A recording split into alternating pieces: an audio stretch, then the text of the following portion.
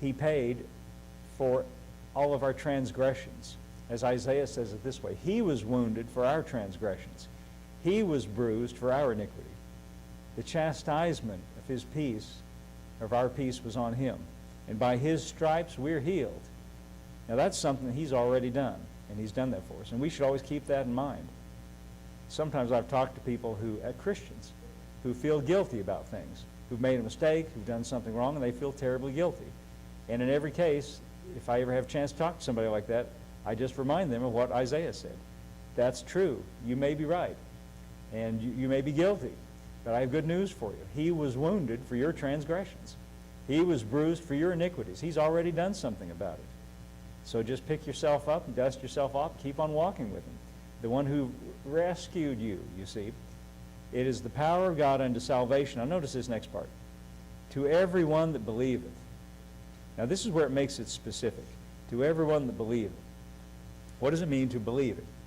Well, it means more than just to mentally agree that something is potentially true. It means to place your confidence. It means something personally, to personally place your confidence in it, to place your reliance upon it. To believe means to trust. Now, I got this idea from a Greek scholar. This document was written in the Greek language. In the first century, that was the language of intellectual discourse and commerce, the Greek language. And so these manuscripts were written in the Greek language. Now, I don't read the Greek language. I have to rely on scholars who do. But I have in my office a book by a Greek scholar named J.B. Phillips, who made his own translation of the Bible into New Testament English. You got to be pretty smart to make the whole translation of the New Testament into English.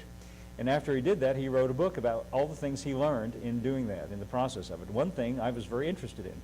He did a lot of research into this expression, to believe on Jesus. What does it mean? What is the language actually saying? And he said, really, it's hard to convey it in the English language because it means more than just simple mental agreement. He said what it really means is for a person to transfer your confidence from yourself to Christ. In other words, you're no longer trusting or relying in yourself. You place your confidence and your trust in Jesus and what He has done for you. So he says this gospel is the power of God resulting in salvation for everyone that believes or puts their confidence in it or trusts in it, places their reliance upon it. Now, one way to test that, in talking about this, again, I hate to keep referring to illustrations of what people have said. And in discussing this, sometimes people have gotten disturbed in their mind about it, and they'll come up and say, how do I know if I'm believing? How do I know if I believe? Well, that's a pretty good question. Well, here's a little mental game, a little thought game you can play. What if you were to die and you were to go up to the gates of heaven? Now, it's not really like this. St. Peter is not there. But in cartoons, you see him standing there at the gate. And what if you got up to the gate of heaven and St. Peter's there and he says, why should I let you in here? What would you say? Well, if you would instinctively say, I tried to do my best, I've tried to be right, I've tried to do good. Like I was talking to one lady who said she'll die soon, and they called for me to come pray with her. Didn't go to this church. I didn't know her personally. The family just wanted me to go, and I prayed with her, and she said to me, before I prayed, I was about to pray, and I said, are you a Christian? She says, oh yes, I've gone to church all my life. I just hope I've done enough good things to make it in. And that's what she said. Now, do you know what that tells me when a person says, I hope I've done enough good things to make it in? That tells me that their trust and their reliance is on themselves. Now, I don't fault her for that. She probably had a whole lifetime of hearing that in church or between the lines, even if it's not explicitly said. Because if all we emphasize in church is you and what you do, then a person would rightly think that it's all hinges on me and what I do. It does not. It hinges on Jesus and what He did. And our part is to believe in Him. And our lives change and begin to conform to Him as we walk with Him. But you see, you are ready to go to heaven the moment you put your faith in Him for the first time. You're ready right then. You don't have to get any more fixed up. You don't have to do any more good deeds. It's good if you do. But there's a story in the Bible about a thief on the cross who was being crucified with Jesus. Two of them, actually. One of them was taunting Jesus. And he said, if you're the Son of God, save yourself and us. But the other one said, don't you understand we're all in this same condemnation together, and this man Jesus has done nothing wrong. Then he turned to Jesus, this criminal, and he said to him, remember me, Lord, when you come into your kingdom.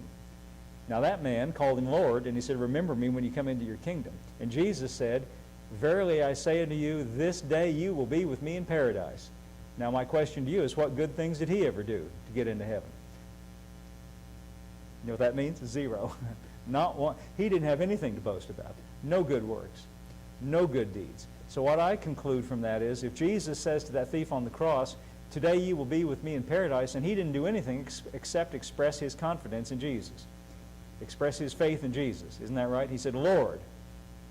He called him that. Lord, remember me, to Jesus. When you come into your kingdom, he believed he was the Lord, and he believed he had a kingdom. I guarantee you he did not look very lordly hanging on that cross. He believed in him. He put his faith in him. And Jesus said, you will be with me in paradise.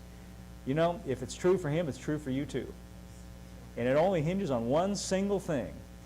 Us putting our faith in him.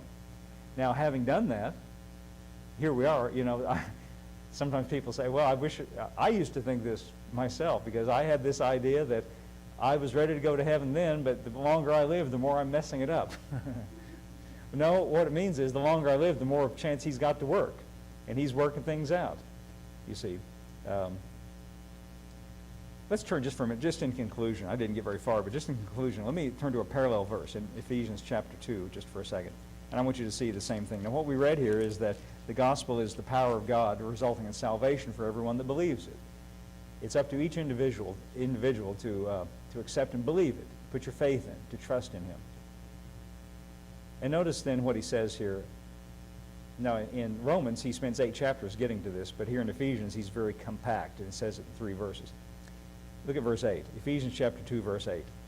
Did you find that, Alex? Ephesians chapter 2, verse 8. It says, for by grace are you saved. Grace is God's favor, his unmerited favor. For by grace are you saved through faith. That's like saying to everyone that believeth on him. Grace is God sending Jesus to the cross to take the penalty for all of your sins. Faith is our trust in that, our reliance on that. By grace you're saved through faith.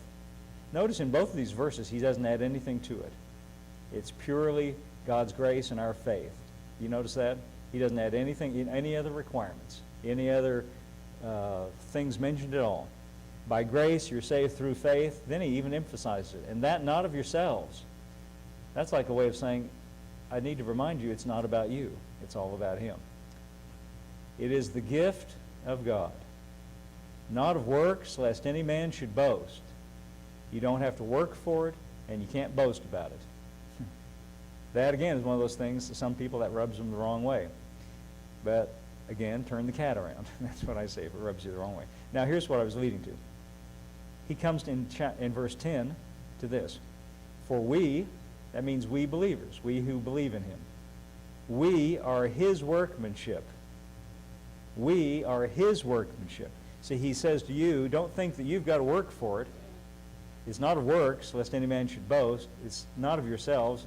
And he says, if you want to talk about work, let's talk about him and his work. We, it says, we Christians, as a believer, we are his workmanship, created. Now, when he says created, that implies the work of the Creator, God's work in our lives. We are his workmanship, created in Christ Jesus for good works, which God hath before ordained that we should walk in them. Now, notice that this discussion of good works and right actions comes after he has gotten through saying we are saved by his grace through our faith. And the result of it is, this is the byproduct or the end result of this walk and this relationship we have with him. We trust in him and he does the work in us, and the result is, it even says, good works that he hath before ordained. In other words, he knows what the life is that pleases him, and he will work it out. We're his workmanship. That means he is at work in our lives, causing us to reflect what he wants us to reflect and to be what he wants us to be. There's lots of illustrations about that, but I think you get the point. Okay, I think that's all I got today.